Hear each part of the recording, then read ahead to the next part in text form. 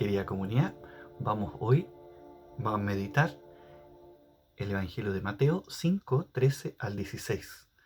Evangelio que corresponde al martes 9 de junio.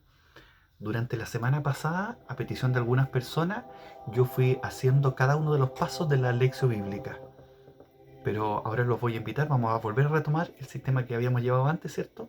Ustedes hacen, porque cada uno tiene un ritmo distinto, ¿cierto? Cada uno de estos pasos de la lección bíblica, y yo simplemente en este video les voy a aportar algunos puntitos para la meditación del texto. Recordemos cuáles eran los pasos. Primero, invocar el Espíritu Santo, la asistencia del Señor. Invocar a la Santísima Trinidad sobre nosotros para que Él nos permita entender esta palabra, entender lo que Él quiera que entendamos. No lo que es nuestro intelecto ni nuestras capacidades, no. Lo que el Señor nos quiera revelar para este momento particular que cada uno de nosotros estamos viviendo. Invocar al Espíritu. Segundo, leer el texto.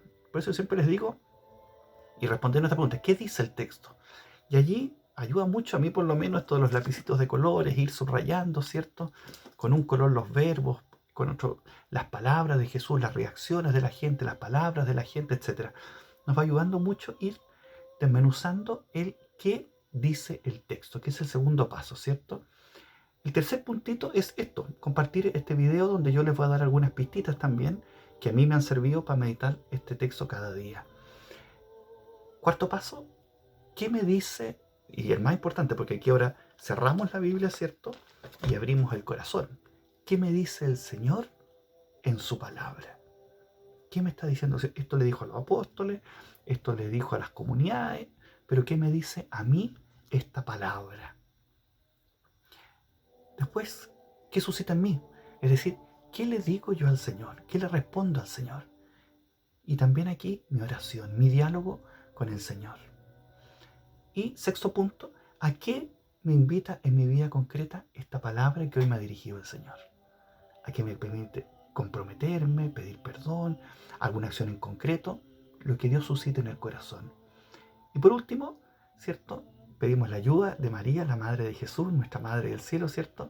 Para que siga engendrando vida en nosotros, que esta palabra nos ayude a que sea fecunda en nuestro interior. Aquí, evidentemente, los hermanos evangélicos que comparten también estos videos, ¿cierto?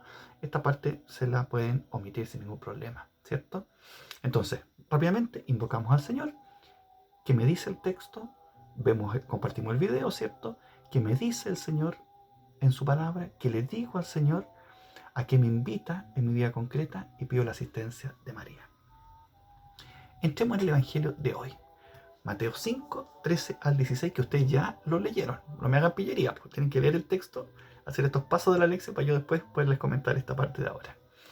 En el Evangelio de hoy recibimos una importante instrucción sobre la misión de la comunidad cristiana. Y este texto tiene que ir íntimamente unido a la lectura que le antecede, que es las bienaventuranzas. De ahí esta invitación entonces de este estilo de vida que nos propone Jesús, ¿cierto? Bienaventurados los pobres, bienaventurados los que tienen hambre y sed de justicia, bienaventurados los que trabajan por la paz, ¿cierto? Felices ellos, a que sean sal y luz en el mundo, que es el texto de hoy. Y esta es la invitación, que los discípulos de Jesús, viviendo estas enseñanzas, viviendo estas bienaventuranzas, se transformen, sean transformados por la acción del Espíritu en sal y luz del mundo. Pero fíjense que la sal no existe para sí misma, sino para dar sabor a la comida. Y la luz no existe tampoco para sí, sino para iluminar el camino. Y por eso entonces Mateo nos va a decir, ¿cierto?, cuál es el sentido de la comunidad. La comunidad no debe vivir para sí misma, sino para servir a los hermanos y al mundo entero. ¿En qué contexto escribe Mateo este evangelio? En su época esta misión estaba siendo difícil en las comunidades cristianas. Por una parte habían judíos convertidos y que, a pesar de vivir en la observancia de la ley de Moisés de manera fiel, ¿cierto?, estaban viviendo esta expulsión. Los judíos los echaban de la sinagoga, produciéndose entonces un doloroso quiebre en su pasado judío. Estaban con un gran dolor en el corazón. De cara a esto también estaban los paganos que se habían convertido y que algunos decían, con la venida de Jesús, la ley de Moisés ya es cosa del pasado. Nos basta Jesús y nos quedamos con Jesús, no necesitamos la ley de Moisés. Y todo esto evidentemente causaba tensiones y divisiones al interior de la comunidad de Mateo. Este conflicto, como en todo tiempo, ¿cierto? Los conflictos generan una crisis que lleva a que cada cual se encierre en su trinchera. Ustedes allá, nosotros acá con nuestras ideas. Ustedes allá con su teología, nosotros acá con nuestra teología. Por una parte, algunos querían avanzar y otros querían poner la lámpara en un cajón, debajo del candil. Y muchos entonces en la comunidad, la mayoría se preguntaban, bueno, ¿y entonces cuál es nuestra misión? ¿Cuál es la misión de los discípulos de Jesús?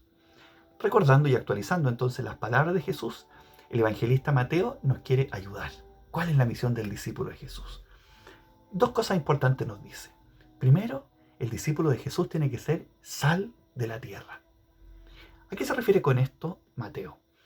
Usando imágenes de la vida cotidiana. La sal, ¿cierto? En todas nuestras casas hay sal. Y lo hace con palabras entonces muy sencillas, muy directas. Jesús hace ver cuál es la misión, insisto, de la comunidad cristiana. En aquel tiempo, que había en la tierra de Jesús hacía mucho calor, ¿cierto? Y por lo tanto la gente y también incluso los animales necesitaban consumir mucha sal, mucha sal. Una persona, así como se muere sin agua, una persona que no consume sal también se puede morir por no consumir sal. Y al revés, si consume mucha sal, también se nos enferma. Por otra parte, la sal nos dice, aquel tiempo, ¿cierto? Y hasta el día de hoy, le da sabor a los alimentos. Cuando hemos estado enfermos y hemos tenido que tomar una sopa sin sal, qué cosa más mala, ¿cierto? Cuando hemos estado en el hospital o alguna cosa así, ¿cierto? Y por otra parte, conserva los alimentos. La sal conserva los alimentos. Cuando yo iba a pescar con mi familia, cuando éramos chiquillos, ¿cierto? Y nos iba muy bien en la pesca, teníamos muchos peces, ¿cierto? No nos podíamos comer todo, ¿qué hacíamos? Se limpiaban y se salaban, y así se guardaban y se podían cocinar después. La sal conserva los alimentos. La gente también iba consumiendo la sal que el abastecedor en cada pueblo iba dejando en grandes bloques en la plaza pública. Ahí iban sacando la sal. Y al final lo que sobraba iba quedando esparcido como polvo que se mezclaba con la tierra y había perdido su gusto. Y por eso también Jesús dice, esa sal ya no sirve para nada más que para ser tirada afuera y ser pisada por los hombres. Se iba degradando esta sal mezclada con la tierra. Pero en Mateo, y no solamente en Mateo, sino que en las religiones, ¿cierto? En el judaísmo y en otras más, ¿cierto? La sal es símbolo de la sabiduría. Símbolo de la sabiduría. Y para Mateo, esta sabiduría es la palabra de Dios. Pero no cualquier palabra de Dios, es la palabra de Dios hecha vida en los discípulos de Jesús.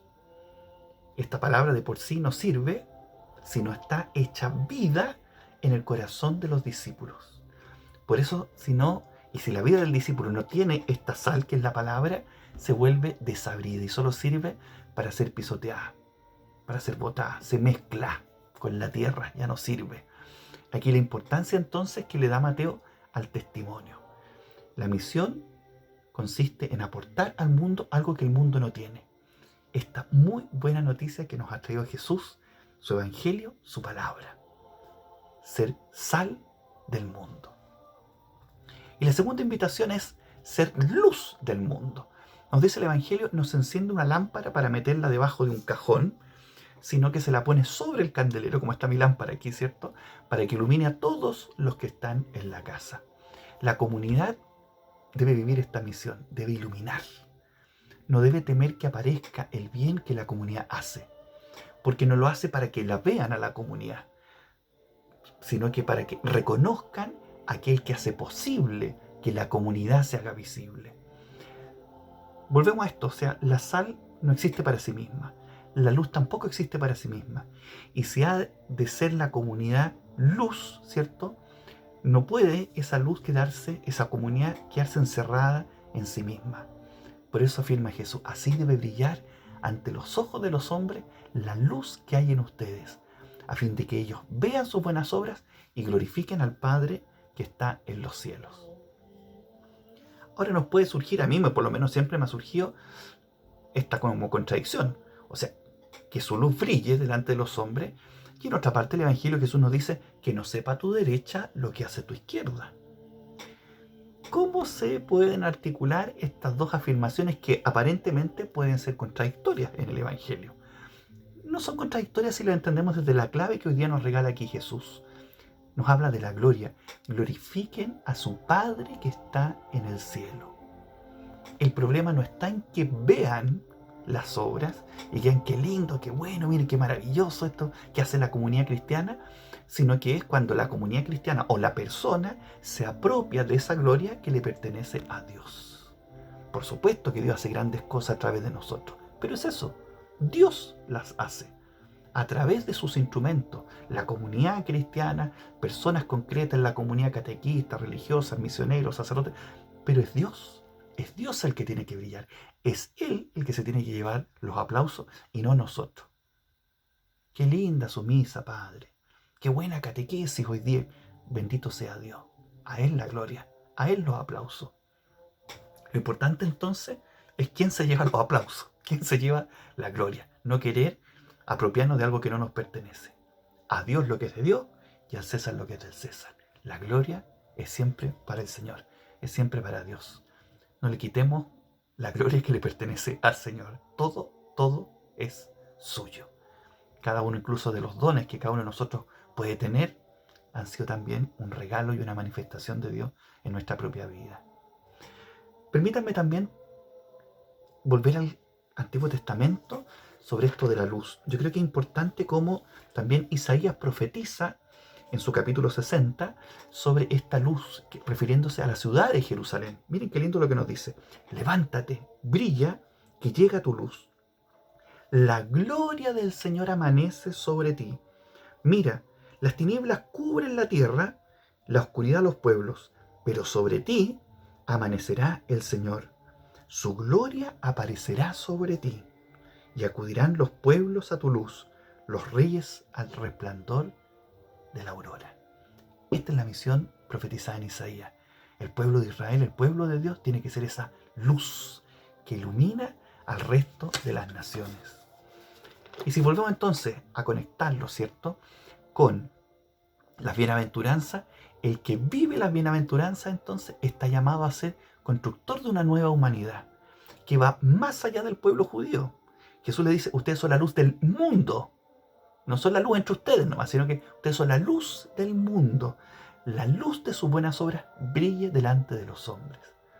En palabras de San Pablo, ¿cierto? Qué lindo cuando él nos dice, vivan como hijos de la luz.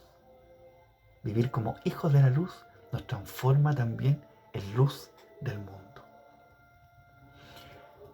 Cerramos nuestra Biblia y hacemos los pasos que siguen de la lección bíblica. Ahora le abrimos el corazón al Señor.